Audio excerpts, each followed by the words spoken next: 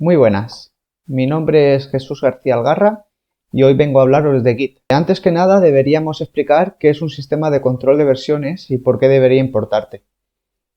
Un sistema de control de versiones, Concurrent Version System o CVS en inglés, es un sistema que registra los cambios realizados en un archivo o conjunto de archivos a lo largo del tiempo, de modo que puedas volver a recuperar versiones específicas más adelante y que además permite que distintos desarrolladores, normalmente situados a gran distancia, colaboren. Dicho sistema te permite regresar a versiones anteriores de tus archivos, regresar a una versión anterior del proyecto completo, comparar archivos a lo largo del tiempo, ver quién modificó por última vez algo que pueda estar causando problemas, ver quién introdujo un problema o cualquier cosa que generalmente si arruinas o pierdes un archivo te hará la vida más fácil y podrás recuperarlo fácilmente. Lo mejor de todo es que obtendrás todos estos beneficios a un coste muy bajo, ya que Git es algo gratuito. ¿Y qué es una versión? Muy bien, pues una versión de un producto es el estado en el que se encuentra dicho producto en un momento dado de su desarrollo o modificación. Un método de control de versiones, usado por muchas personas, es copiar los archivos a otro directorio, quizás indicando la fecha y hora en que lo hicieron. Eso sí son ingeniosos. Este método es muy común porque es muy sencillo, pero también es tremendamente propenso a errores. Es fácil olvidar en qué directorio te encuentras y guardar accidentalmente en el archivo equivocado o sobreescribir archivos que no querías. Para afrontar este problema, los programadores desarrollaron hace tiempo VCS locales, los cuales contenían una simple base de datos en la que se hallaba el registro de todos los cambios realizados a los archivos.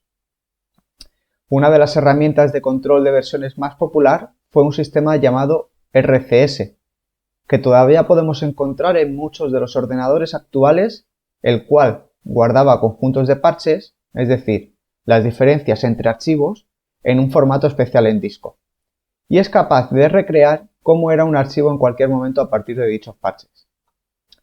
El siguiente gran problema con el que se encuentran las personas es que necesitan colaborar con desarrolladores en otros sistemas. Para ello, se crearon los sistemas de control de versiones centralizados, que al igual que en los comentados CVS anteriores, tienen un único servidor que contiene todos los archivos versionados, y varios clientes descargan los archivos desde ese lugar central. Esto es lo que ha sido utilizado por muchos años. Sin embargo, este sistema tiene como gran desventaja el punto único de fallo, que representa el servidor centralizado. Si ese servidor se cae durante una hora, entonces durante esa hora nadie podrá colaborar o guardar cambios en archivos en los que haya estado trabajando. Si el disco duro en el que se encuentra la base de datos central se corrompe y no se han realizado copias de seguridad adecuadamente, se perderá toda la información del proyecto, con excepción de las copias instantáneas que las personas tengan en sus máquinas locales. Los CVS locales sufren de este mismo problema. Cuando tienes toda la historia del proyecto en un mismo lugar, ya sabes que te arriesgas a perderlo todo. Y bien, aquí es donde aparecen los sistemas de control de versiones distribuidos, que ofrecen soluciones para todos estos problemas. En un sistema de control de versiones distribuido, como Git, Mercurial, Bazaar o Darks, los clientes no solo descargan la última copia instantánea de los archivos, sino que se replica completamente el repositorio. De esta manera, si un servidor deja de funcionar y estos sistemas estaban colaborando a través de él, cualquiera de los repositorios disponibles en los clientes puede ser copiado al servidor con el fin de restaurarlo. Cada clon es realmente una copia completa de todos los datos. Además, muchos de estos sistemas se encargan de manejar numerosos repositorios remotos, con los cuales pueden trabajar, de tal forma que puedes colaborar simultáneamente con diferentes grupos de personas en distintas maneras dentro del mismo proyecto. ¿Cómo nació Git? El kernel de Linux es un proyecto de software de código abierto con un alcance bastante amplio. Durante la mayor parte del mantenimiento del kernel de Linux, los cambios en el software se realizaban a través de parches y archivos. En el 2002, el proyecto del kernel de Linux empezó a utilizar un sistema de control de versiones distribuido propietario llamado BitKeeper. En el 2005, la relación entre la comunidad que desarrollaba el kernel de Linux y la compañía que desarrollaba BitKeeper se vino abajo y la herramienta dejó de ser ofrecida de manera gratuita. Esto impulsó a la comunidad de desarrollo de Linux y en particular a Linus Torvalds, el creador de Linux, a desarrollar su propia herramienta, basada en algunas de las lecciones que aprendieron mientras usaban BitKeeper. Desde su nacimiento en el 2005, Git ha evolucionado y madurado para ser fácil de usar y conservar sus características iniciales. Es tremendamente rápido, tiene una interfaz sencilla, es muy eficiente con grandes proyectos, es completamente distribuido y tiene un increíble sistema de ramificación, el branching, para desarrollo no lineal, es decir, miles de ramas paralelas. Entonces, ¿por qué Git y no otros CVS? Copias instantáneas y no diferenciales. La principal diferencia entre Git y cualquier otro CVS es la forma en la que manejan sus datos. Conceptualmente, la mayoría de los otros sistemas almacenan la información como una lista de cambios en los archivos. Git no maneja ni almacena sus datos de esta forma. Git maneja sus datos como un conjunto de copias instantáneas de un sistema de archivos miniatura. Cada vez que confirmas un cambio o guardas el estado de tu proyecto en Git, él básicamente toma una foto del aspecto de todos tus archivos en ese momento y guarda una referencia a esa copia instantánea. Para ser eficiente, si los archivos no se han modificado, Git no almacena el archivo de nuevo, sino un enlace al archivo anterior idéntico que ya tiene almacenado. Casi todas las operaciones son locales. Otra diferencia frente a otros CVS es que los demás dependen para casi todas sus operaciones de los recursos de la red. En cambio, la mayoría de las operaciones en Git solo necesitan archivos y recursos locales para funcionar. Por lo general, no se necesita información de ningún otro ordenador de tu red, lo cual produce una velocidad casi tan rápida como la inmediatez para cualquiera de tus operaciones. Esto significa que hay muy poco que no puedes hacer si estás desconectado o sin VPN. Es más, si te subes a un avión o a un tren y quieres trabajar un poco, puedes confirmar tus cambios felizmente hasta que consigas una conexión de red para subirlos. Git tiene integridad. Todo en Git es verificado mediante una suma de comprobación, checksum en inglés, antes de ser almacenado, y es identificado a partir de ese momento mediante dicha suma. Esto significa que es posible cambiar los contenidos de cualquier archivo o directorio sin que Git lo sepa. Esta funcionalidad está integrada en Git al más bajo nivel y es parte integral de su filosofía. No puedes perder información durante su transmisión o sufrir corrupción de archivos sin que Git sea capaz de detectarlo. Git generalmente solo añade información, es decir, cuando realizas acciones en Git, casi todas ellas solo añaden información a la base de datos de Git. Es muy difícil conseguir que el sistema haga algo que no se pueda enmendar o que de algún modo borre información. Como en cualquier CVS, puedes perder o estropear cambios que no has confirmado todavía. Pero después de confirmar una copia instantánea en Git, es muy difícil perderla, especialmente si envías tu base de datos a otro repositorio con regularidad. Antes de empezar a utilizar Git, tienes que instalarlo en tu ordenador. Puedes instalarlo como un paquete a partir de un archivo instalador o bajando el código fuente y compilándolo tú mismo. Si quieres instalar Git en Linux a través de un instalador binario, en general puedes hacerlo mediante la herramienta básica de administración de paquetes que trae tu distribución. En caso de que sea un Debian o una distribución basada en Debian como Ubuntu, esto lo puedes hacer a través del comando apt-get. Sin embargo, si algunas personas desean instalar Git a partir de su código fuente debido a que obtendrán una versión más reciente. Para instalar Git desde el código fuente necesitas tener las librerías de las que depende Git. Cuando tengas todas las dependencias necesarias, puedes descargar la versión más reciente de Git en diferentes sitios. Puedes obtenerla a partir del sitio kernel.org o su mirror en el sitio web de GitHub. Sin embargo, yo voy a proceder a hacer la instalación en Windows, ya que es el sistema operativo desde el cual trabajo diariamente. También hay varias maneras de instalar Git en Windows. La más oficial es visitar el sitio web de Git, acceder a la página de descarga para Windows y la descarga de instalador empezará automáticamente.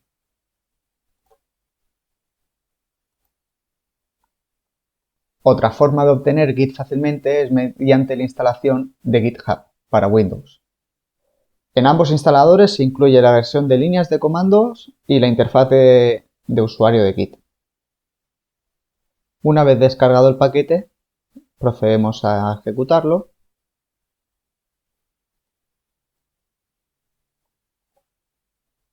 Y si no tenemos, yo ya lo tenía instalado previamente, entonces me está preguntando si quiero instalarlo en la misma carpeta de todas maneras. Yo le digo que sí y podéis elegir diferentes opciones. Yo he elegido que me cree un icono en el escritorio. Damos a siguiente y con todas las opciones predeterminadas sobraría. De todas maneras, aquí podéis elegir qué editor queréis utilizar como predeterminado para las distintas operaciones que necesitaréis hacer en Git. En este caso voy a dejar que sea Vim mi editor predeterminado. Todas las demás opciones las dejaremos de forma predeterminada como vienen.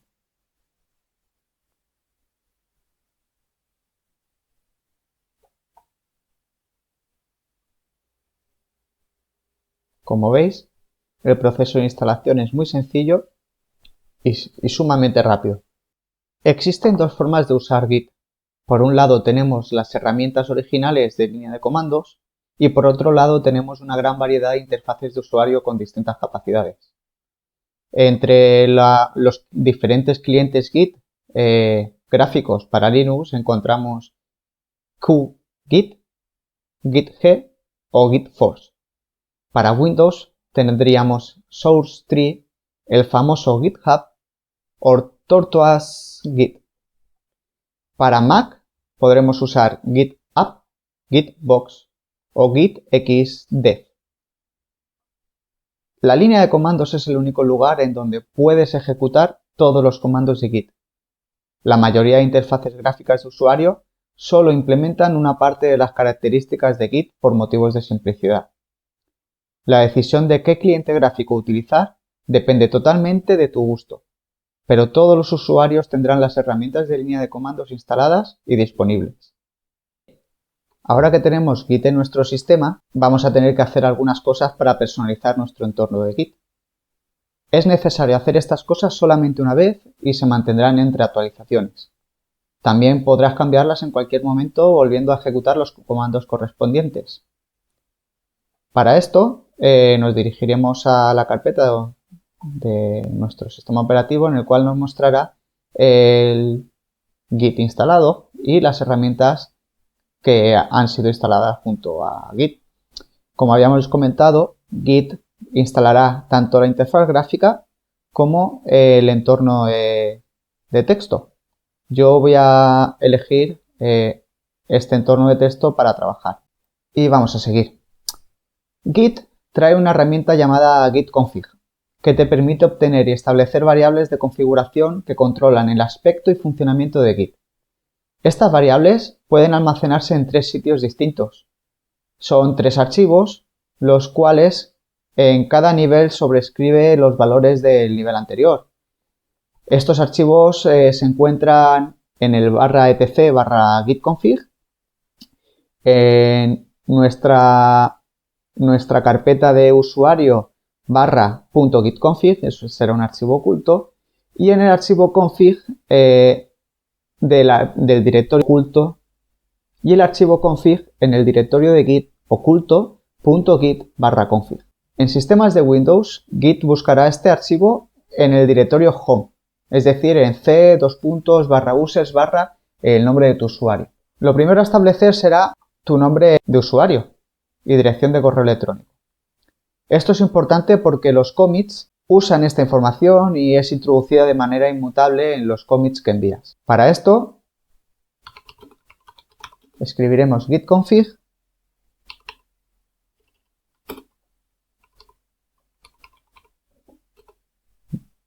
Solo necesitas hacer esto una vez si especificas la opción global, ya que Git siempre usará esta información para todo lo que hagas en el sistema. Si quieres sobreescribir esta información con otro nombre o dirección de correo para proyectos específicos, puedes ejecutar el comando sin la opción global cuando estés en ese proyecto. Para esto continuamos .name y entre comillas escribimos nuestro nombre. ¿De acuerdo? También deberemos hacer lo mismo para el mail. En este caso será email. Muy bien. Muchas de las herramientas de interfaz gráfica te ayudarán a hacer esto la primera vez que lo uses. Ahora que tu identidad está configurada, puedes elegir el editor de texto por defecto que se utilizará cuando Git necesite que introduzcas un mensaje. Git config. Nos acordamos de la palabra global. core.editor. Y aquí elegiríamos cualquier de ellos. Yo vuelvo a establecer pin. ¿De acuerdo? Si queremos comprobar la configuración, podemos utilizar el comando git config también, pero con el parámetro list. Este mostrará todas las propiedades que Git ha configurado.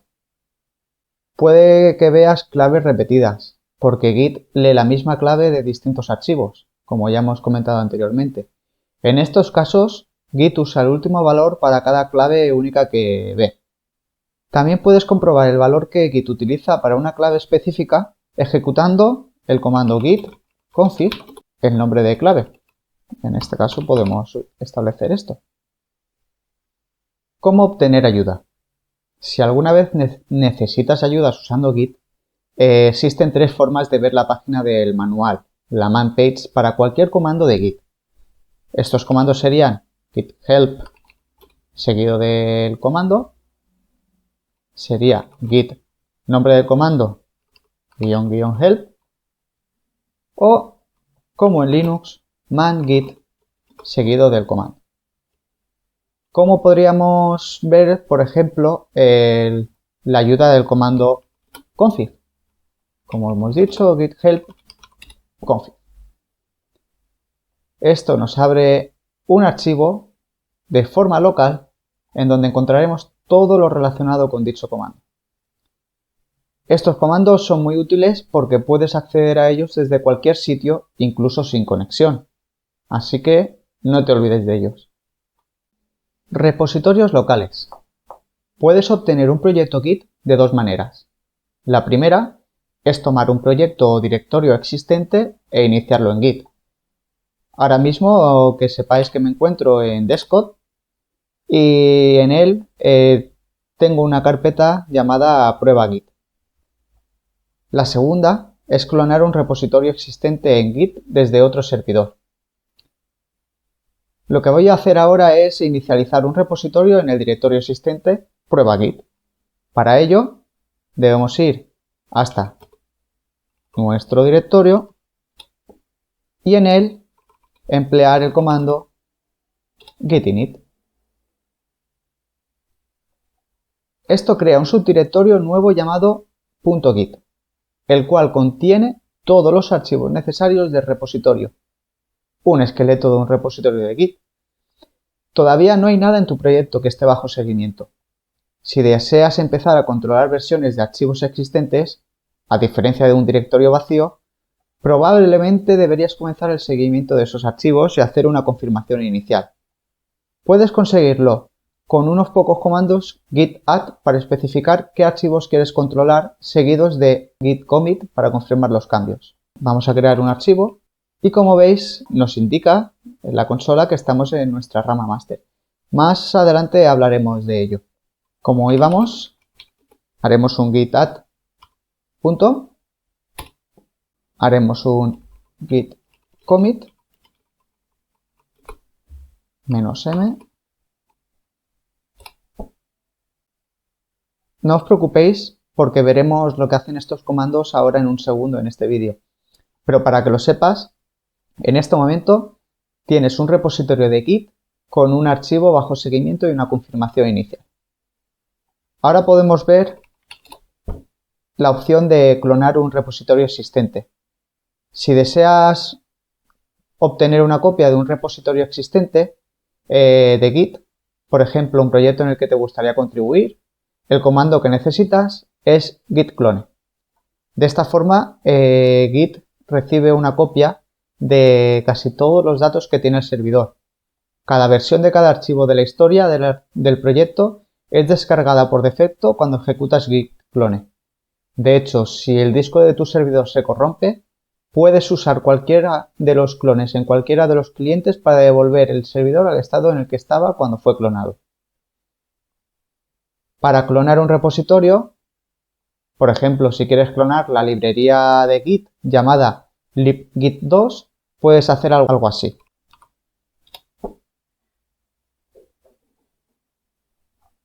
Esto creará un directorio llamado libgit2, inicializa el directorio $.git en su interior, descarga toda la información de este repositorio y saca una copia de trabajo de la última versión.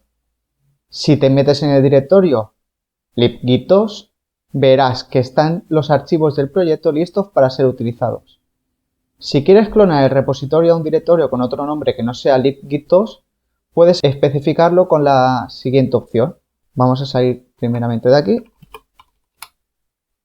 Y sobre este haremos lo mismo, pero lo haremos de esta forma indicando un nombre que sigue a la URL introducida previamente. Este comando hace lo mismo que el anterior, pero el directorio de destino se llamará ahora mylibgit2. Git te permite usar distintos protocolos de transferencia. En el ejemplo anterior usamos el protocolo HTTPS, pero también podríamos utilizar el protocolo de transferencia SSH. Cambios. El guardado.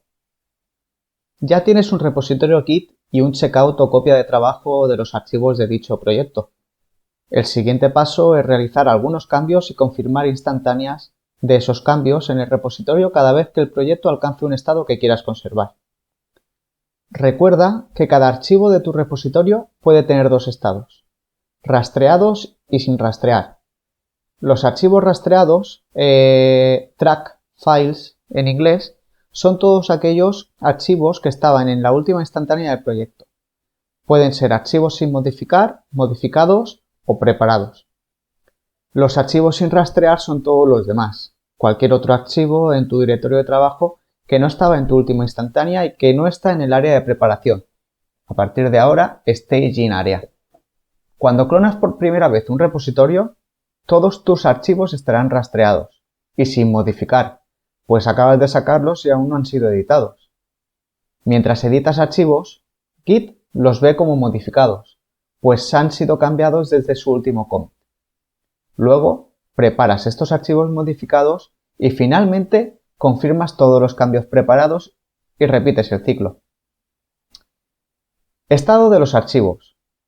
Git tiene tres estados principales en los que se pueden encontrar tus archivos.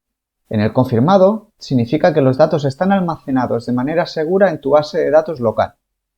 En el estado modificado significa que has modificado el archivo pero todavía no lo has confirmado a tu base de datos. Preparado. Significa que has marcado un archivo modificado en su versión actual para que vaya en tu próxima confirmación. Esto nos lleva a las tres secciones principales de un proyecto de Git.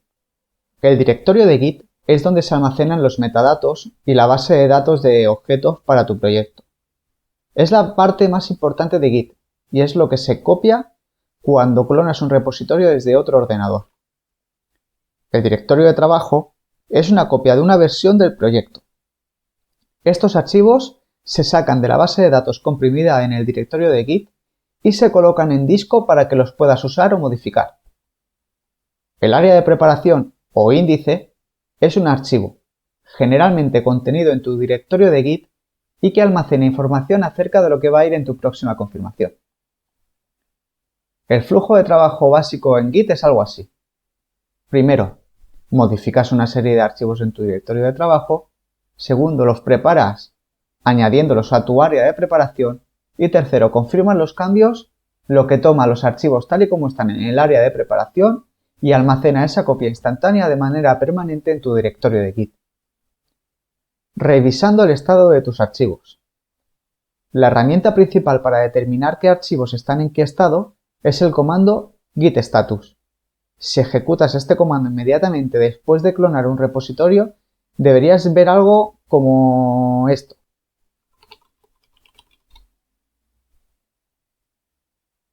Esto significa que tienes un directorio de trabajo limpio. En otras palabras, que no hay archivos rastreados ni modificados. Además, Git no encuentra archivos sin rastrear, de lo contrario aparecerían listados aquí. Finalmente, el comando te indica en cuál rama estás y te informa que no ha variado con respecto a la misma rama del servidor. Por ahora, la rama siempre será master, que es la rama por defecto. No le prestaremos atención de momento. Supongamos que añades un nuevo archivo, un simple readme. Si el archivo no existía antes y ejecutas ahora git status, verás el archivo sin rastrear de la siguiente manera. Puedes ver que el archivo readme está sin rastrear porque aparece debajo del encabezado untracked files, archivos no rastreados, en la salida. Sin rastrear significa que Git ve archivos que no tenías en el commit anterior. Git no los incluirá en tu próximo commit, a menos que se lo indiques explícitamente. Se comporta así para evitar incluir accidentalmente archivos binarios o cualquier otro archivo que no quieras incluir. Como tú, si quieres incluir readme, debes comenzar a rastrearlo. Para comenzar a rastrear un archivo, git add readme. Ahora, si vuelves a ver el estado del proyecto, recordamos con el git status, verás que el archivo readme está siendo rastreado y está preparado para ser confirmado. Puedes ver que está siendo rastreado porque aparece luego del encabezado cambios a ser confirmado. Change to be commit. Si confirmas en ese punto, se guardará en el historial de la versión del archivo correspondiente al instante en que ejecutaste git add. Anteriormente, cuando ejecutaste git init, ejecutaste luego git add, lo cual inició el rastreo de archivos en su directorio. El comando git add puede recibir tanto una ruta de archivo como de un directorio. Si es de un directorio, el comando añade recursivamente los archivos que están dentro de él. Preparar archivos modificados. Vamos a cambiar un archivo que esté rastreado. Si veremos qué tenemos en nuestro directorio, podríamos modificar, por ejemplo, security md, ¿vale? Para ello haremos algo tal que así. ¿De acuerdo? Y ahora, si ejecutamos git status,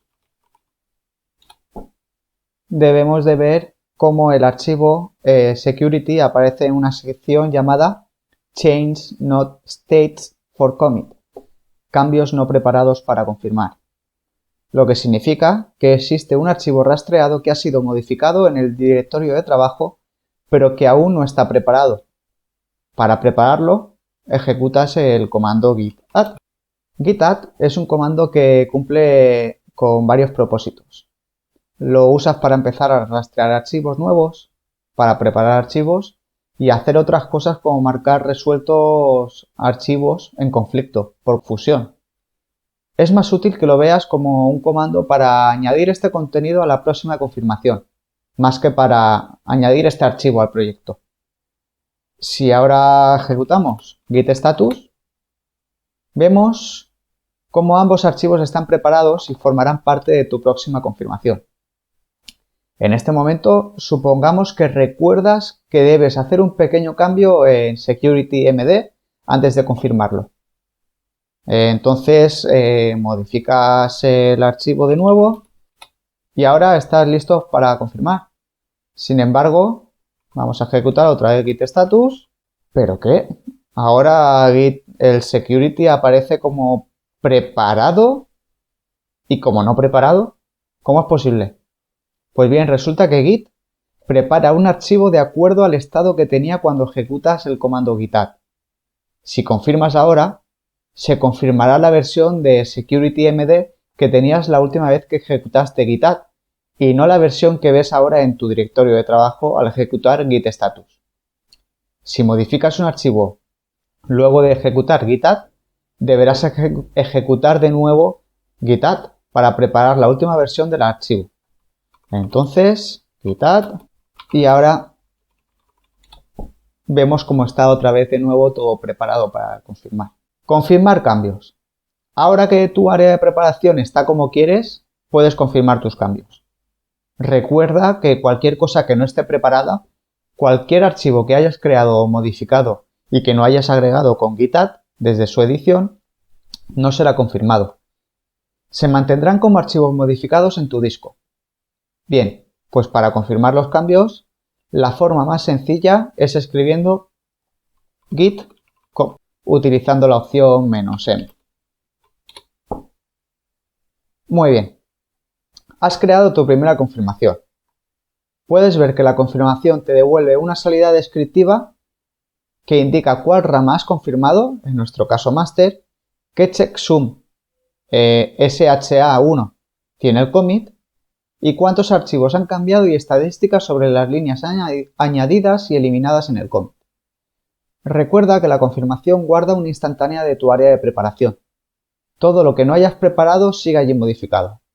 Puedes hacer una nueva confirmación para añadirlo a tu historial. Cada vez que realizas un commit, guardas una instantánea de tu proyecto, la cual puedes usar para comparar o volver a ella luego. A pesar de que puede resultar muy útil para ajustar los commits tal como quieres, el área de preparación es a veces un paso más complejo de lo que necesitas para tu flujo de trabajo. Si quieres saltarte el área de preparación, Git te ofrece un atajo sencillo. Añadiendo la opción "-a al comando git commit, harás que Git prepare automáticamente todos los archivos rastreados antes de confirmarlos, ahorrándote el paso de git add. Podríamos modificar ahora mismo de nuevo nuestro readme, ¿de acuerdo? Podríamos comprobar cómo se encontraría nuestro directorio y podríamos hacer "-a", "-m", segunda modificación, y esto nos habrá ahorrado el paso del git add. Historial. Después de haber hecho varias confirmaciones, o si has clonado un repositorio que ya tenía un histórico de confirmaciones, probablemente quieras mirar atrás para ver qué modificaciones se han llevado a cabo. La herramienta más básica y potente para hacer esto es el comando git log. Por defecto, si no pasas ningún parámetro, git log lista las confirmaciones hechas sobre ese repositorio en orden cronológico inverso.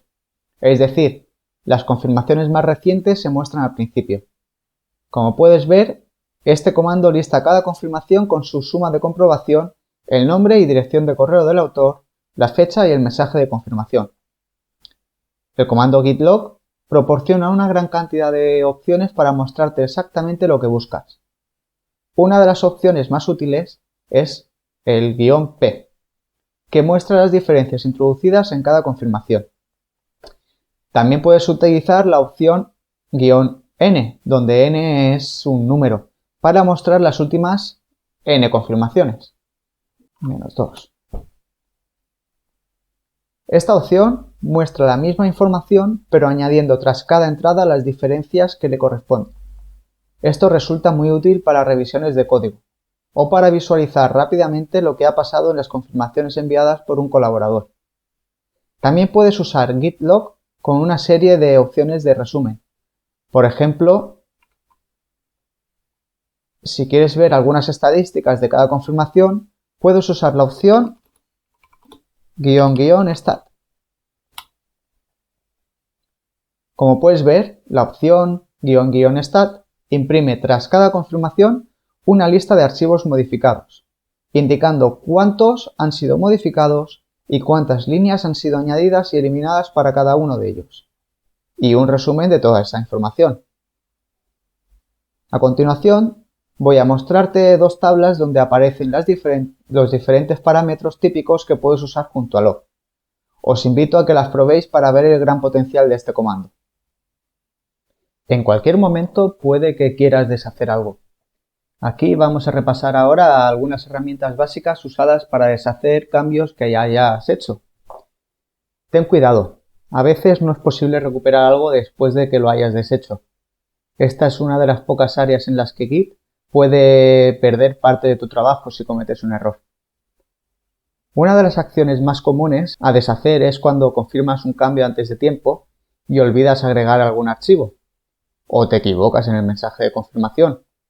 Si para esto quieres rehacer la confirmación, puedes reconfirmarle con la opción --amen en el comando git commit. Este comando utiliza tu área de preparación para la confirmación.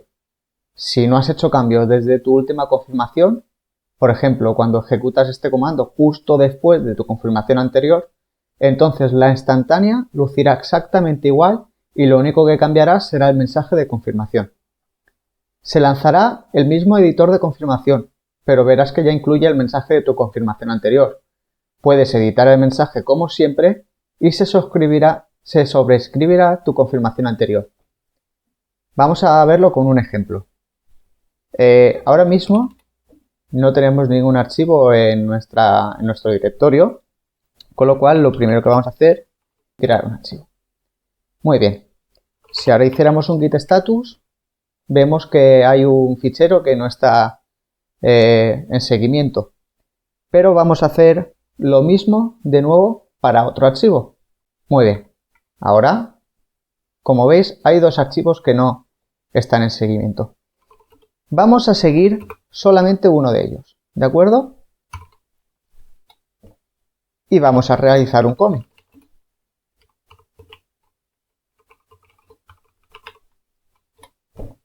Si ahora viéramos con el git status, vemos que queda todavía el texto 2 que no está en seguimiento. Y esta es la situación de la que os comentaba anteriormente. Ahora mismo has olvidado incluir en el commit el texto 2. Lo que haríamos sería git add del texto 2 y en vez de hacer un nuevo git commit, como aquí lo estamos viendo, utilizaríamos el parámetro amend. Como veis, esto nos abre un editor, como anteriormente hubiera sucedido si no le hubiéramos puesto el parámetro "-m", donde podremos modificar este mensaje, podríamos dejarlo tal cual está o añadir un nuevo mensaje. Vemos cómo lo resalta para que nos demos cuenta que es un texto que se va a añadir.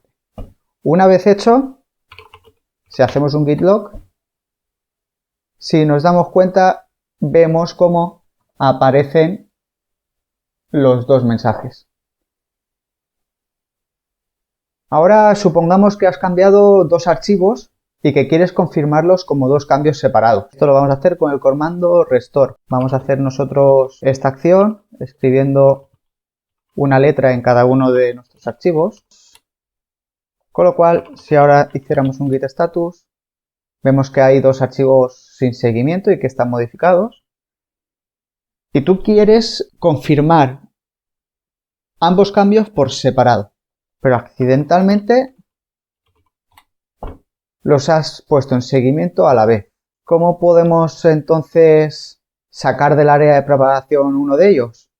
Pues bien, si hiciéramos un git status, el mismo comando y su salida nos indican cómo poder hacer esto. De acuerdo. Ahora ya podríamos preparar y confirmar un archivo por un lado y otro por otro. ¿Qué tal si te das cuenta de que no quieres mantener los cambios del archivo texto 2 o del texto? ¿Cómo puedes restaurarlos fácilmente? ¿Volver al estado en el que estaba en la última confirmación o cuando lo acabábamos de crear? Afortunadamente, y como puedes ver, el comando git status también te dice cómo hacerlo. En la salida anterior, el área no preparada lucía como lo estáis viendo. Aquí te indica para deshacer los cambios en el directorio de trabajo, utilizar el comando git restore.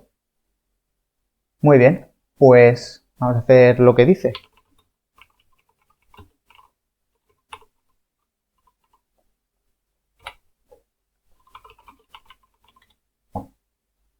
Como veis, y si abriésemos el archivo, solamente se vería la primera línea, que es como la habíamos creado al principio. Recuerda, todo lo que esté confirmado en Git puede recuperarse, incluso commits que estuvieron en ramas que han sido eliminadas o commits que fueron sobrescritos con el parámetro amén. Sin embargo, es posible que no vuelvas a ver jamás cualquier cosa que pierdas y que nunca haya sido confirmada. Revertir un cambio. El efecto neto del comando git revert es similar al reset, pero su enfoque es diferente. Mientras que el reset mueve el puntero de la rama hacia atrás en el historial, normalmente para deshacer cambios, el revert agrega una nueva confirmación al final del mismo, con una operación de cancelar los últimos cambios que se hicieron. Debido a que revert agrega una nueva confirmación, Git solicitará el mensaje de confirmación. Bien, vamos a ver que nuestro directorio está limpio, pero supongamos que queremos volver a revertir los cambios que hicimos en el último commit. Muy bien, pues para ello existe este comando. Como veis, se abrirá el editor de texto con el historial de líneas afectadas y en las primeras líneas se puede ver o indicar ese mensaje para el commit. ¿De acuerdo? De manera predeterminada, él mismo añade la palabra revert. Y si estamos de acuerdo, simplemente confirmamos y veríamos cómo se ha añadido el mensaje. Emplear el revert nos permitirá en un futuro poder restaurar el estado anterior a la acción del mismo, lo que reset no. Y como aviso, si reviertes o deshaces o reescribes el historial de una cadena de confirmación con la que otros están trabajando, tus compañeros pueden tener mucho más trabajo cuando intenten fusionar sus cambios. Si debes realizar cambios en el código que ya se ha enviado y está siendo utilizado por otros, te recomiendo que consideres comunicarte antes de realizar estos cambios y des a las personas la oportunidad de fusionar sus cambios primero. Ramas. Bien, cualquier sistema de control de versiones moderno tiene algún mecanismo para soportar el uso de ramas. Cuando hablamos de ramificaciones, significa que tú has tomado la rama principal de desarrollo, master por defecto, y a partir de ahí has continuado trabajando sin seguir la rama principal de desarrollo. En muchos sistemas de control de versiones este proceso es costoso, pues a menudo requiere crear una nueva copia del código, lo cual puede tomar mucho tiempo cuando se trata de proyectos grandes. Algunas personas resaltan que uno de los puntos más fuertes de Git es su sistema de ramificaciones, y lo cierto es que esto le hace resaltar sobre los otros sistemas de control de versiones. ¿Por qué esto es tan importante? Bien, la forma en la que Git trabaja y maneja las ramificaciones es increíblemente rápida, haciendo así de las operaciones de ramificación algo casi instantáneo, al igual que el avance o el retroceso entre distintas ramas, lo cual también es tremendamente rápido. A diferencia de otros sistemas de control de versiones, Git promueve un ciclo de desarrollo donde las ramas se crean y se unen ramas entre sí, incluso varias veces en el mismo día. Entender y manejar esta opción te proporciona una poderosa y exclusiva herramienta que puede, literalmente, cambiar la forma en la que desarrollas. ¿Qué es una rama? Para entender realmente cómo ramifica Git, previamente hemos de examinar la forma en que almacena sus datos. Git no los almacena de forma incremental, es decir, guardando solo diferencias, sino que los almacena como una serie de instantáneas, copias puntuales de los archivos completos tal y como se encuentran en ese momento. En cada confirmación de cambios, los commits, Git almacena una instantánea de tu trabajo preparado. Dicha instantánea contiene además unos metadatos con el autor y el mensaje explicativo, y uno o varios apuntadores a las confirmaciones que sean padres directos de esta. Un padre en los casos de confirmación normal y múltiples padres en los casos de estar confirmando una fusión, es decir, un merge de dos o más ramas. Para ilustrar esto, vamos a suponer, por ejemplo, que tienes una carpeta con 3 archivos que preparas, todos ellos y los confirmas. Al preparar los archivos, Git realiza una suma de control de cada uno de ellos, con el algoritmo SHA-1. Almacena una copia de cada uno en el repositorio, estas copias se denominan blobs, y guarda cada suma de control en el área de preparación, la staging area. Cuando creas una confirmación, con el comando git commit, Git realiza suma de control de cada subdirectorio y las guarda como objetos árbol en el repositorio Git. Después, Git crea un objeto de confirmación con los metadatos pertinentes y un apuntador al objeto árbol raíz del proyecto. En este momento, el repositorio de Git contendrá 5 objetos, un blob para cada uno de los 3 archivos, un árbol con la lista de contenidos del directorio, más sus respectivas relaciones con los blobs, y una confirmación de cambios, apuntando a la raíz de ese árbol y conteniendo el resto de metadatos pertinentes. Si haces más cambios y vuelves a confirmar, la siguiente confirmación guardará un apuntador a su confirmación precedente. Una rama es simplemente un apuntador móvil apuntando a una de esas confirmaciones. La rama por defecto de Git es la rama master. Con la primera confirmación de cambios que realicemos, se creará esta rama principal, master, apuntando a dicha confirmación. En cada confirmación de cambios que realicemos, la rama irá avanzando automáticamente. Para obtener una lista de las ramas presentes en tu proyecto, lanza el comando git branch. Para ver la última confirmación de cambios en cada rama, puedes usar el comando git branch -v. Crear una rama nueva. ¿Qué sucede cuando creas una nueva rama? Bueno, simplemente se crea un nuevo apuntador para que lo puedas mover libremente.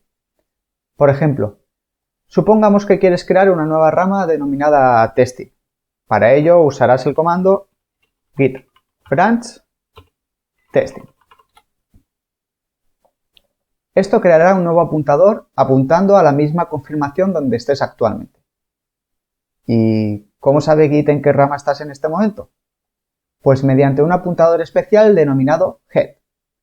Con el comando git branch solamente se crea una nueva rama, pero no salta a dicha rama. Para cambiar de rama, tienes que utilizar el comando git checkout. Hagamos una prueba, saltando a la rama testing.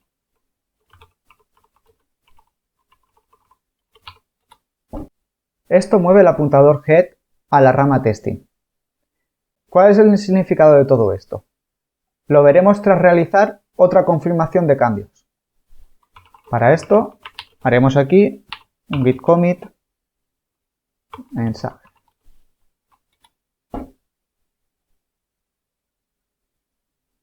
Observamos algo interesante. La rama testing avanza, mientras que la rama master permanece en la confirmación donde estaba cuando lanzaste el comando git checkout. Volvamos ahora a la rama master.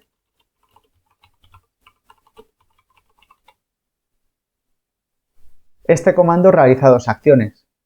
Mueve el apuntador head de nuevo a la rama master y revierte los cambios en tu directorio de trabajo, dejándolo tal y como estaba en la última instantánea confirmada en dicha rama master. Esto supone que los cambios que hagas desde este momento en adelante divergirán de la antigua versión del proyecto. Básicamente, lo que se está haciendo es rebobinar el trabajo que habías hecho temporalmente en la rama testing, de tal forma que puedas avanzar en otra dirección diferente. Voy a hacer algunos cambios más y confirmarlos. Por ejemplo, creando un nuevo archivo.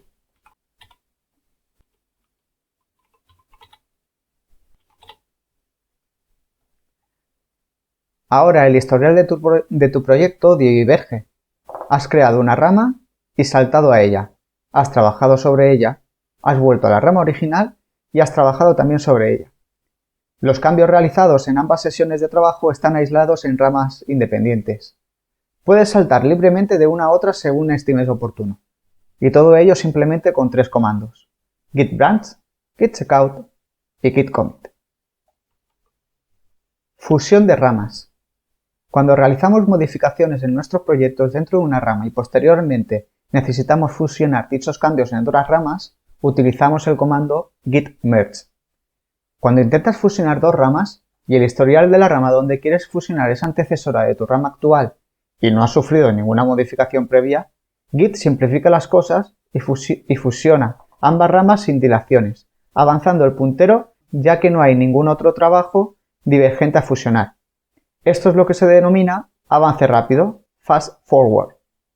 En cambio, si dijéramos que de la rama original creaste dos ramas más y en una de ellas ya has trabajado y fusionado de nuevo con la rama master, al intentar fusionar con master la tercera rama, master ya no es antecesora directa, ya que ha sido modificada, con lo que en lugar de simplemente avanzar el apuntador de la rama, Git crea una nueva instantánea resultante de la fusión a 3 bandas y crea automáticamente una nueva confirmación de cambios que apunta a ella. Nos referimos a este proceso como fusión confirmada y su particularidad es que tiene más de un padre. Esto nos lleva a los principales conflictos que pueden salir o surgir en las fusiones.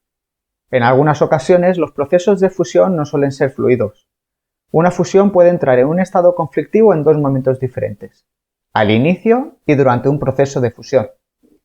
Git no inicia la fusión. Una fusión no se iniciará cuando Git detecte que hay cambios en el directorio de trabajo o el entorno de ensayo del proyecto actual. Y no inicia la fusión, porque las confirmaciones que se están fusionando podrían sobreescribir estos cambios pendientes. Cuando esto sucede, no se debe a conflictos con otros desarrolladores, sino con cambios locales pendientes. El estado local tendrá que estabilizarse mediante git checkout, git commit o git reset. Git falla durante la fusión. Si hay modificaciones dispares en una misma porción de un mismo archivo en las dos ramas distintas que pretende fusionar, Git no será capaz de fusionarlas directamente. Git te hará resolver el conflicto previamente.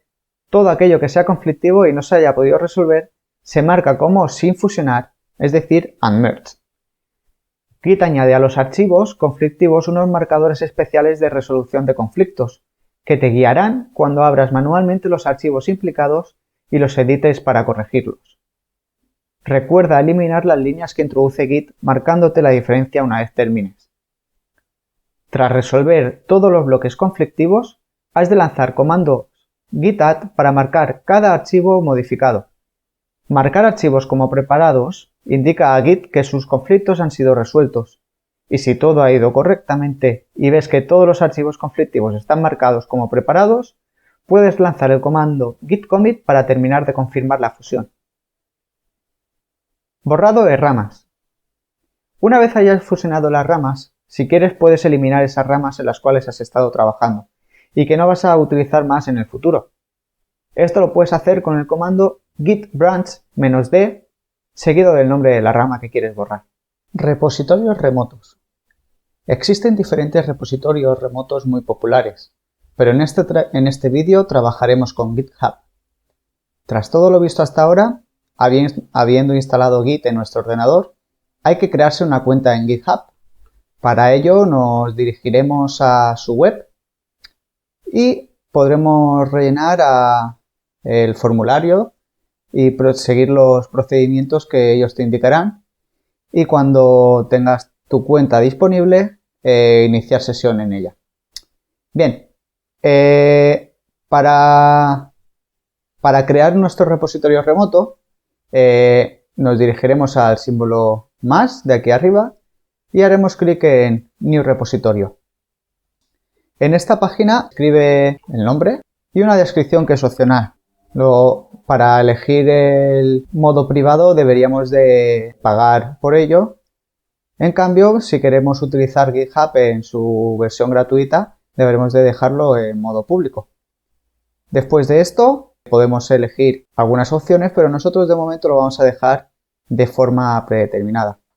Para poder colaborar en cualquier proyecto Git, necesitas saber cómo gestionar repositorios remotos. Los repositorios remotos son versiones de tu proyecto que están hospedadas en Internet o en cualquier otra red. Puedes tener varios de ellos y en cada uno tendrás generalmente permisos de solo lectura o de lectura y escritura. Colaborar con otras personas implica gestionar estos repositorios remotos enviando y trayendo datos de ellos cada vez que necesites compartir tu trabajo. Gestionar repositorios remotos incluye saber cómo añadir un repositorio remoto, eliminar los remotos que ya no son válidos, gestionar varias ramas remotas, etc. En esta sección trataremos algunas de estas habilidades de gestión de remotos.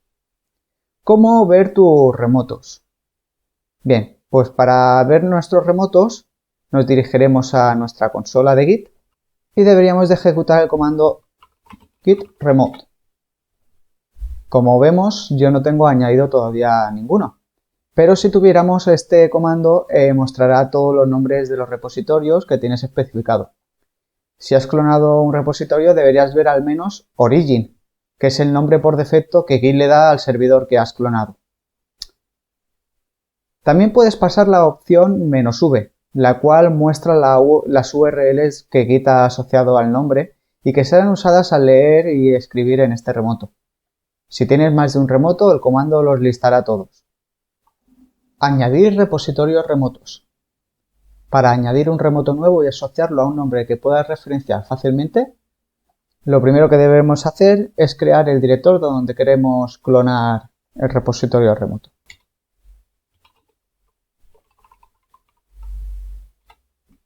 Y una vez en él, crearemos un primer archivo e inicializaremos el repositorio en local. Ahora añadiremos el archivo creado, lo confirmaremos y ahora haremos uso del comando git remote add, el nombre que elijamos, por ejemplo pb, seguido de la URL que encontraréis en GitHub. ¿De acuerdo? Para mi caso es esta. Ahora podríamos hacer uso de el comando que os he explicado antes para ver los remotos y encontramos uno. Si quisiéramos ver la URL, como también os he comentado, y ahí veríamos el repositorio remoto junto con sus URLs. Si os dais cuenta, en la parte derecha nos indica el comando para el cual están asociadas cada una de las URLs. En nuestro caso van a ser el mismo repositorio tanto para hacer un push como para obtener datos del repositorio remoto. Bien, ya os he dado la pista. Para obtener datos de los proyectos remotos se ha de ejecutar git fetch, ¿vale? Entonces, si quisiéramos obtener algo del remoto, simplemente haría falta esto. Ahora mismo, si hubiera algún tipo de documento que estuviera en el repositorio remoto, obtendríamos una copia del mismo en el nuestro. El comando lo que ha hecho ha sido ir hacia el proyecto, traer todos los datos que no tenemos en local y ahora sí tendrás las referencias a todas las ramas del remoto, las cuales puedes combinar e inspeccionar cuando quieras. Si clonas un repositorio, el comando de clonar automáticamente añade ese repositorio remoto con el nombre origin. Por lo tanto, git fetch origin se traería todo el trabajo nuevo que ha sido enviado a ese servidor desde que lo clonaste. Es importante destacar que el comando git fetch solo trae datos a tu repositorio local. Ni lo combina automáticamente con tu trabajo, ni modifica el trabajo que llevas hecho. La combinación con tu trabajo debes hacerla manualmente cuando estés listo. Si has configurado una rama para que rastree una rama remota, puedes usar el comando git pull para traer y combinar automáticamente la rama remota con tu rama actual. Es posible que este sea un flujo de trabajo mucho más cómodo y fácil para ti, y por defecto, el comando git clone le indica automáticamente a tu rama maestra local que rastree la rama maestra remota del servidor que has clonado. Generalmente, al ejecutar git pull, traerás datos del servidor del que clonaste originalmente y se intentará combinar automáticamente la información con el código con el que estás trabajando. Enviar a tus remotos. Cuando tienes un proyecto que quieres compartir, debes enviarlo a un servidor. El comando para hacerlo es simple. Git push seguido del nombre remoto, seguido del nombre de la rama. Si quieres enviar tu rama master a tu servidor origin, recuerda, clonar un repositorio establece esos nombres automáticamente. Si, como en mi caso, has cambiado el nombre, acuérdate de indicarlo en el comando. Entonces puedes ejecutar el siguiente comando y se enviarán todos los commits que hayas hecho al servidor.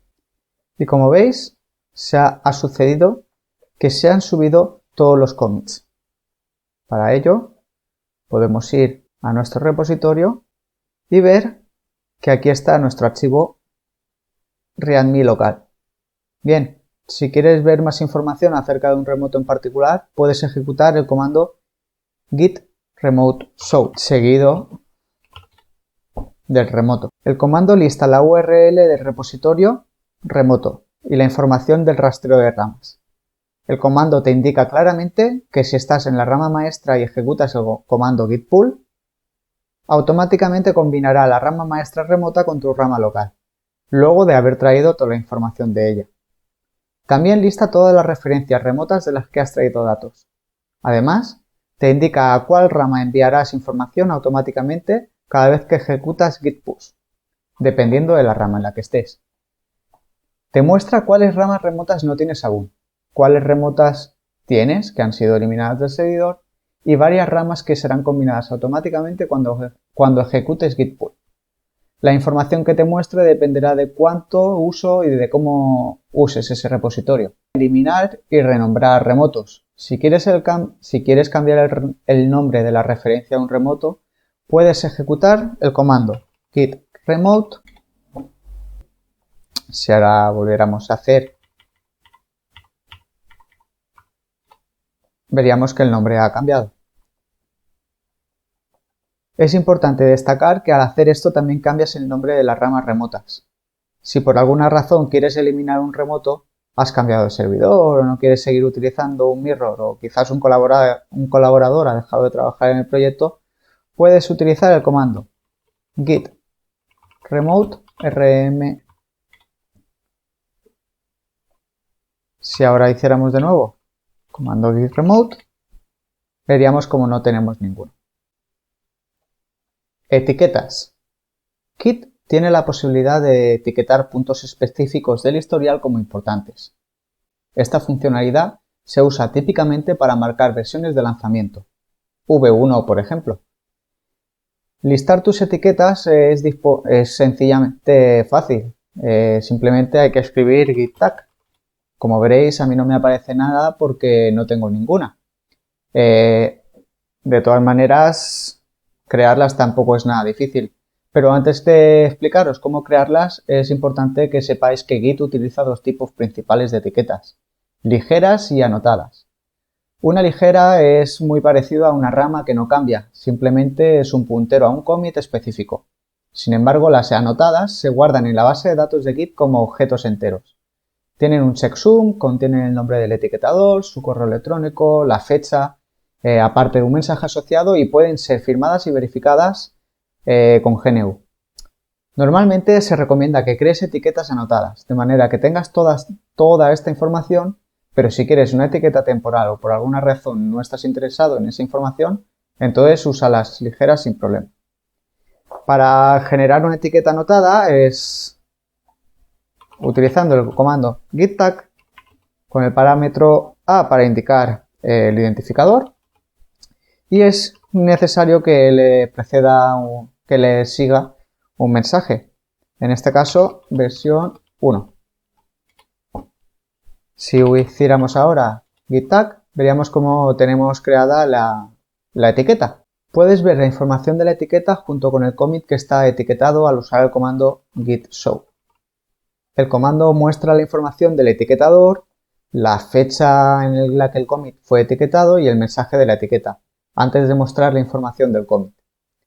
La otra forma de etiquetar un commit es mediante una etiqueta ligera. No es más que el checksum de un commit guardado en un archivo, no incluye más información. Para crear una etiqueta ligera, no pasas las opciones ni A, ni S, ni M, y ya estaría. Etiquetado tardío. También puedes etiquetar commits mucho tiempo después de haberlos hecho. Para etiquetar un commit debes especificar el checksum del commit o parte de él al final del comando. Acuérdate para ver los commits el comando git log, y en este caso vemos que sí que posee dos tags creados este commit, pero si ahora mismo hiciéramos un nuevo archivo,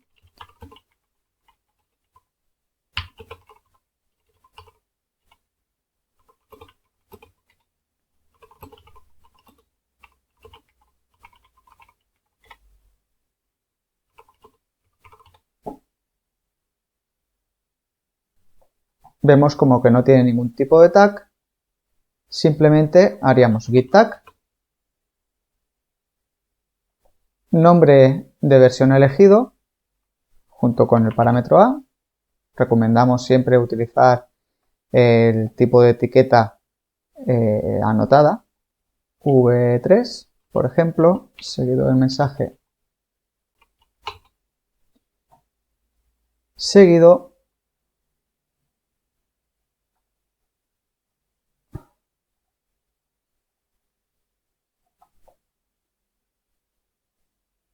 entonces ahora vemos como este commit posee una etiqueta.